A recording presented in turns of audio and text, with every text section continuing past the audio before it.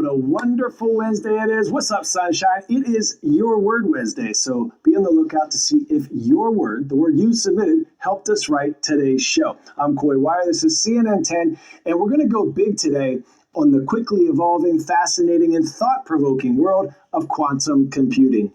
This emerging technology is already making waves in industries like healthcare, finance, even the way we fly. Quantum computers have the potential to outperform today's classical computers, solving problems that are currently beyond our reach. Regular computers, like the ones so many of us use every day, work with bits. These are tiny units of information that can either be coded as a 0 or a 1. Everything we do on a computer, from watching videos to texting, is built on these zeros and ones. But quantum computers work with qubits. Unlike regular bits, qubits can be both 0 and 1, but they can use those numbers at the same time, which lets quantum computers handle tons of data all at once, making them way faster for certain tasks. Quantum computing is a fairly new idea. It started back in the 1980s.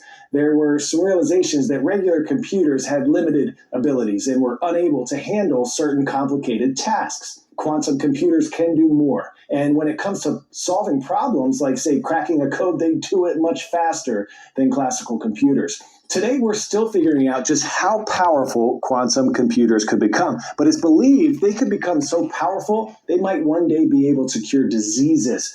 They also could change how we search for information and how we tackle complex problems we never even knew were possible. But the path to this revolutionary future is not without its challenges. Ariana Stewart is exploring how quantum computing works, what makes it so different, and why it's increasingly generating more hype and curiosity.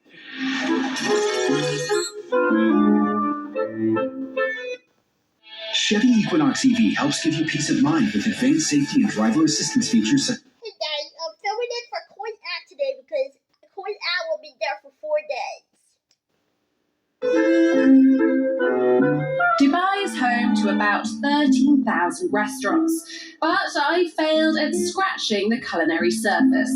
I have been to Dubai between 10 and 15 times. We're always filming, we're always busy. I go to the same restaurants every time, so I've probably been to the same 5 restaurants a load of different times.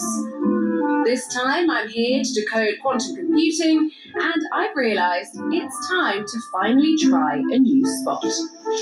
Oh, wow, that looks good. And here we have our mitered cucumber and garlic. At the rate I've been going, I can't even imagine how long it would take me to hit all the restaurants in Dubai. Is this it? I think they have some more. Oh, there's more. Thank you very much. But rather than map out my own route next time, I wonder if quantum computing might one day do it for me. My eyes are bigger than my stomach. Ooh, that looks good. Quantum computers are radically different from the laptops we know and love. Just look at them. How on earth can you see what you're typing or even type at all? These computers look totally different because they work in totally different ways. Our computers process information in the form of bits, which can either be 1 or 0. Quantum computers use quantum bits, or qubits, which can embody 0 and 1 to varying degrees at the same time. Think of it like flipping a coin.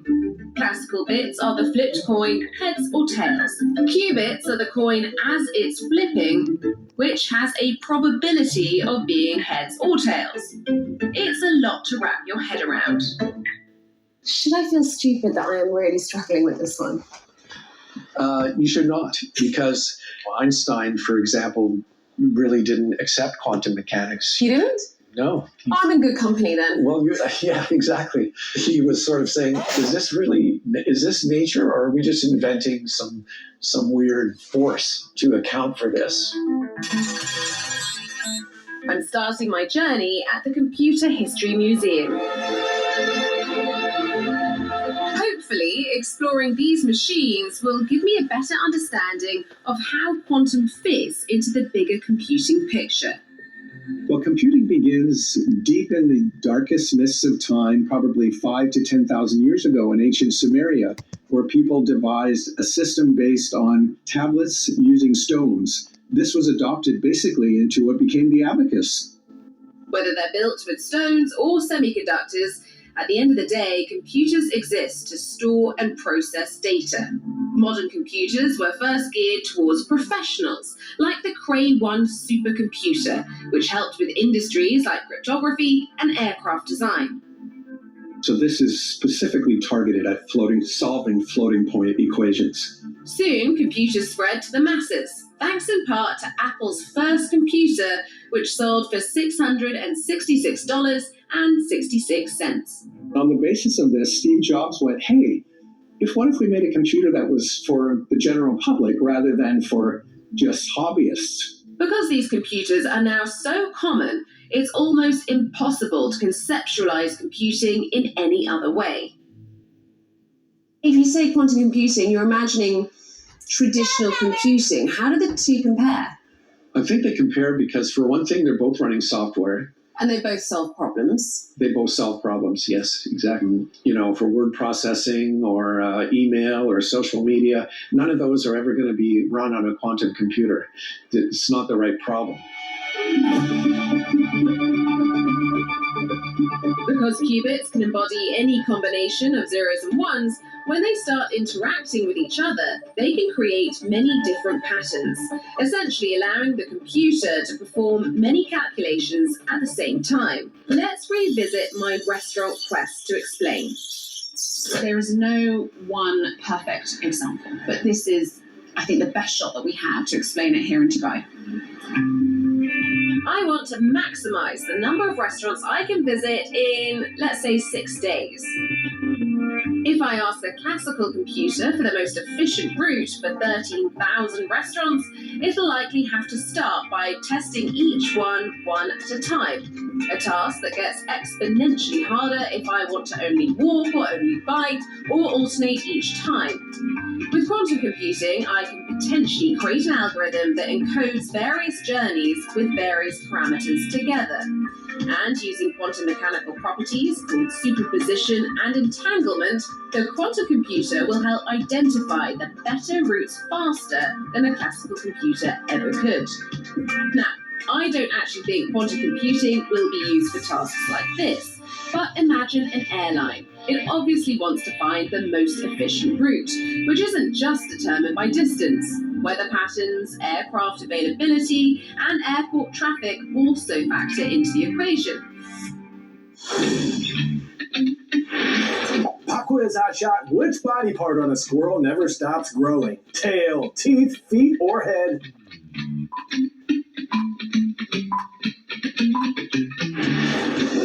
If you said teeth, tooth are correct. Squirrels have 4 front teeth that grow for their entire lives. They gnaw on things like the roofline of my house to help keep those teeth sharp for chowing down on acorns and things.